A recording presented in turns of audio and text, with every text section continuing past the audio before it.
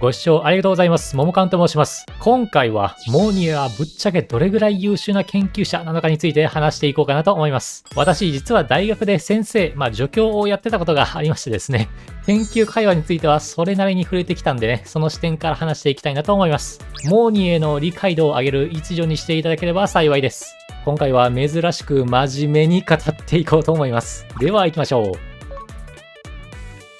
まず彼女の天才性からいきます。ここいきなり結構えぐいです。彼女の経歴を見てみますと、スタートーチ学園のストライカー工学部を卒業しているということです。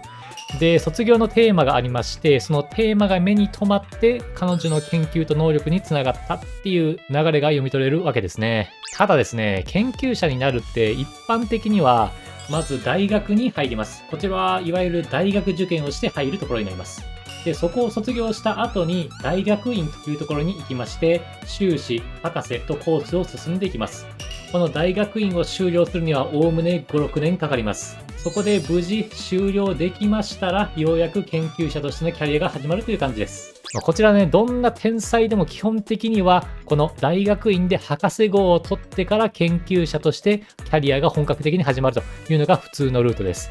しかし、モーニエの場合は、ここの学部の卒論、つまり大学院よりも手前の時点で書いた論文が評価されて、そのまま研究者側に接続している感じがあります。これはね、もうちょっと待ってくれよってなりますね。iPS 細胞を発見した京都大学の山中先生ですら、大学院までみっちり出られた後、しばらく修行を積んで、ようやく iPS 細胞を発見されているわけです。で、これを全部すっ飛ばして、いきなり学部から評価が走っとるわけですね。これは世界的に見ても極めて稀なケース、もう天才と言っていいんじゃないかなと思いますね。もう彼女はどれだけ優秀な学生であったかというところ、そしてどれだけ優秀な研究者だったかというところがよく分かってくるストーリーだなと思います。卒論って普通大学4年生ぐらいの時に書きますからね、皆さん就活でね、はいひいひい言ってる中でモーニエはね、研究者としてね、もうかなりの成績を収めてるということですから、もうどれだけ化け物かということがよくわかるかなと思います。で、モーニエの効率主義的なところなんですが、もうこちらがですね、思想というよりはもう進行レベルになってるかなっていう感じがしますね。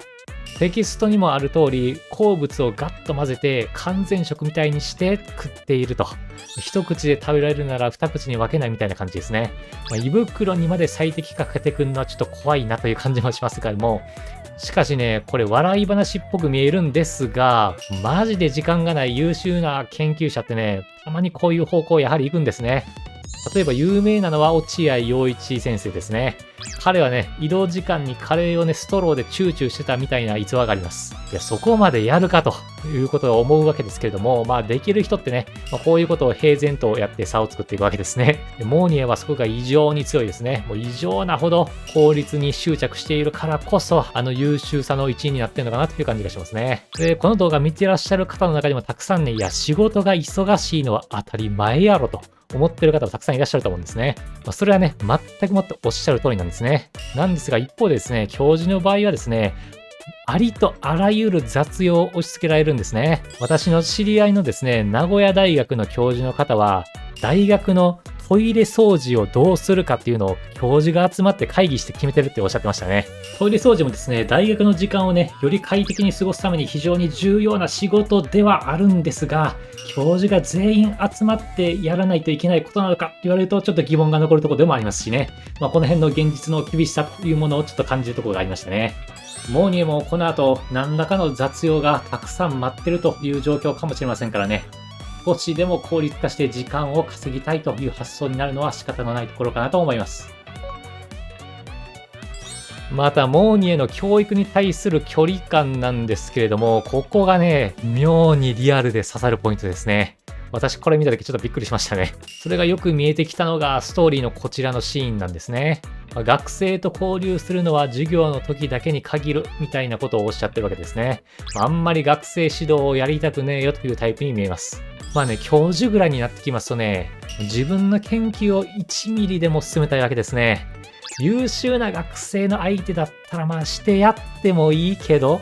研究者になる気が薄そうな学生とかね、もう別段やる気もなさそうな学生に時間を使うということでね、正直全くやりたくないわけですね。先生ね、現実にもね、こういう方ね、普通にいらっしゃいますね。モーニエもどっちかというと教育より研究という空気感が非常に強いですね。もうこのシーンもね、もうバリ適当やみたいな感じに見えますしね。なんでね、熱血タイプというよりドライ寄りの先生像として書かれてるんだろうなという感じに読み取れますね。まあただね、教育が嫌いとかではなくてですね、おそらく研究の優先順位が高すぎるタイプなんですね。研究というのはね、回り始めたら時間が無限に解けますからね、今日はこれだけと思って始めたのに気づいたら夜でね、もう脳だけが温泉みたいにふやけてるっていうのがもうあるあるなんですね。ちなみにですね、日中はもう雑用まみれでろくに時間取れないですからね、研究を進めるとなると基本的に深夜になるわけですね。これ私の経験なんですけどもね、私の上司だった教授の方にですね、深夜3時にメールを送ったんですね。そしたらね、2分で帰ってきましたよ。それだけ時間ない中研究しているわけですから、学生の相手は最低限でいいやという発想になるモーニエみたいな先生もね、たくさんいらっしゃってですね、実際モーニエはかなりリアルに描かれてるなという感じです。そんな感じで生徒の相手は必要最低限にしたいよというモーニエ教授なわけですが、じゃあ講義はちゃんとやってんのかっていう話ですね。で、こちら見ていきますと、普段の講義については少なくない履修者に選ばれているっていうふうにあります。講義としてはかなり人気があるっていうことですね。で、加えてここまで履修者が集まるということは、単位を取るのが簡単な、楽単な授業っぽいのも透けて見えますかね。単位が降ってくるタイプの講義なんだろうかというふうに思われます。ただですね、大半の学生が数回目の講義で挫折して居眠りを始めると書いてますね。で、これがめちゃくちゃ面白いんですね。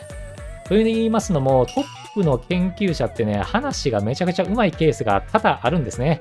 例えば、成田悠介という経済学者の方がいらっしゃいますけれども、彼の話は聞いてて飽きない話し方をされますね。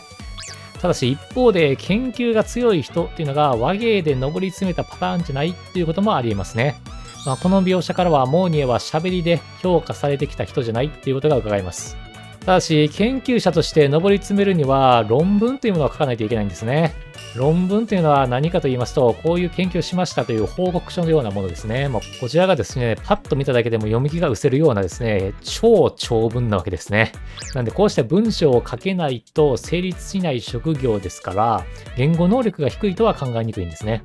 なんでモーニエは文章は得意、でも話すのは苦手というこの推定が一番自然かなという感じですね。そういったタイプの先生だろうと思われます。で、ちなみに余談なんですが、数回目で大半が寝るというのは結構異常だなと思いますね。私ね、いくつかの大学の学生見てきましたけれども、大半が寝てる大学院の講義ってほとんど見たことないですかね。なのでこれを見てちょっと思ったのは、スタート落ち学園の学生側の学力がちょっといまいち追いついてない可能性がちょっとあんのかなっていう感じもつけてみますかね。裾野が広くてね、いろんな学生を呼び込んでいる学園ということも言えるかなという感じですね。学生の諸君にはぜひ勉強ね、頑張っていただきたいなと思います。また個人的に気になったモーニエの焦りの描写があるんですね。こちらですね、実験が少し失敗をして、焦っている様子が伺えるという感じになってます。モーニエは非常に優秀ではありますが、まだ若そうに見えますね。実年齢は正確には分かりませんが、40代は多分いってないですよね。おそらく30代以下、20代ぐらいかなという印象です。この若さで教授っていうのはね、日本ではほとんど例を見ませんね。ごくごく稀にいらっしゃるはしますが、ほぼありえないっていう感じです。なんで、経験が足りてないっていう弱点はどうしてもあるのかなと思いますね。で、そこを描写としてちゃんとここで見せてるなという感じがします。研究というのは失敗がデフォルトなんですね。特にモーニーがしているような実験を重ねていくような研究に関しましては、もう条件が1個ずれただけで全部ダメになるし、2、3年かけて積み上げたものが一発で崩壊するということは普通にありますね。で、普通にあるんでやめてほしいんですけども、しょうがないんですね、これは。でこういう失敗を積み上げる中で失敗耐性というのが徐々に生まれてくるんですが、若くして一気に上り詰めると大失敗っぽいものに遭遇した時にメンタルが揺れるっていうのが、一定起こり得るのかなという感じがします。ただモーニエはやはり優秀ですからね、ここはこの後しっかりリカバリーしていくっていう描写のための振りにも見えますね。失敗からの立て直し、ここが見せ場になっていくというところがモーニエになってます。では、モーニエの人との関係性がどれぐらいのレベルなのかっていうのをちょっと見ていきたいですね。まず、モーニエが漂白者を先輩と呼ぶシーンがありますね。この呼び方はね、かなり特別感があります。漂白者も教授としてこちら振る舞っているという設定があるわけですけれども、モーニエも教授なわけですね。同じ教授同士ですから、本来は先輩ではなくて、漂白者先生とかね、漂白者教授と呼ぶのが一般的です。特にこういう人前ではもうほぼ間違いなく先生か教授と呼ぶのが普通ですね。それでも先輩と呼んでるわけです。例えば同じ大学の先輩後輩で、そこから2人とも教授になりましたっていうパターンですね。こういう場合はプライベートで先輩呼びが残るのはまああり得るかなと思います。ただやはり人前で先輩呼びはまずありえないかなっていう感じですね。だからこそ、この先輩呼びが残っている、先輩呼びを続けたいという関係性は非常に特別感を感じるんですね。ここはね、推し語りポイントとしてめっちゃ強いかなと思います。普通は先生と呼ぶよねというところを押しのけてでも先輩と呼びたいという強い気持ちがここに現れているというわけですね。非常にエモい感じになってます。そしてモーニエはチーフエンジニアでもありますね。要するにチームを率いているリーダーの一人となっております。ここで彼女の骨格がもう一段はっきりしてくるわけですね。研究者って実験室に引きこもって数字とデータだけ相手にしている孤高の存在みたいなイメージ持たれている方いらっしゃるかもしれません。しかしリアルはむしろ逆ですね。今の研究というのはもう高度化しすぎていて、一人でできることってもうほとんどないんですね。もう人とコミュニケーションをとって協力しながらデータを集めてなんとか形にしていくというのが今の研究のほとんどのスタイルです。で、モーニエの場合は反対意見を押し切って多くの知恵を集結させて完成させたプロジェクト、こちらを率いているというような描写があります。これは彼女が研究は一人じゃできないということを理解している証拠かなと思いますね。先ほど話した講義の様子を見る限りですね、話すのはあんまり得意じゃないかもしれない。それでも研究を進めるために人を動かしているわけです。苦手を押しのけてでも研究を前に進めたいという執念をここから感じますね。ここが教授キャラとしての骨格になっているのかなと思います。ここじゃなくてチームの推進力としての天才っていう、まさに現代の天才科学者というような感じがひしひしと伝わってきます。ここまでいくつか見てきましたが、モーニエは研究者としての解像度が非常に高いキャラクターになっています。まとめますと、学部の卒論の段階で評価が走っている規格外の天才です。また教育はドライ寄りで研究優先の教授像が見えてきます。さらに文章は強いが口は回らないタイプの像がリアルになっているというところですね。また先輩呼びに対する強い執着がモーニエの非常に強いこだわりを示しています。さらにチーフエンジニアとして現代型の研究を推進している力もあるということが伺えるわけです。こんな感じでですね、モーニエ教授というのは苦手と得意がはっきりしていて、リアルの研究者像をかなり高いレベルで表現しているキャラクターかなという感じがします。今後もモーニエ教授のさらなるご活躍を期待しておきましょう。ここまでモーニエ先生についていろいろ見てきたんですが、私でこのスタートーチ学園の話が始まった時にちょっと楽しみにしてたことが、中国がサイエンスに対してどういうイメージ持ってんのかなっていうところがね、非常に興味あったんですよね。どういうイメージを持ってんのかなっていうよりは、どうサイエンスを描くのかなっていうところにちょっと興味が非常にありました。で、モーニエ先生がちょうど教授キャラだというところで、この教授キャラがどう描かれるかによって、その国がサイエンスに対してどういう印象を持ってるかっていうのが結構出てくるかなと思って見てましたね。そうすると結構ですね、今の科学者に近い感じ、つまりチームを率いて、苦手なこともありつつも研究はしっかり推進していって成果を出していくというような像が見えましたので、中国的にはこういう像がサイエンスなんだろうなっていうのがちょっと見えたので面白かったですね。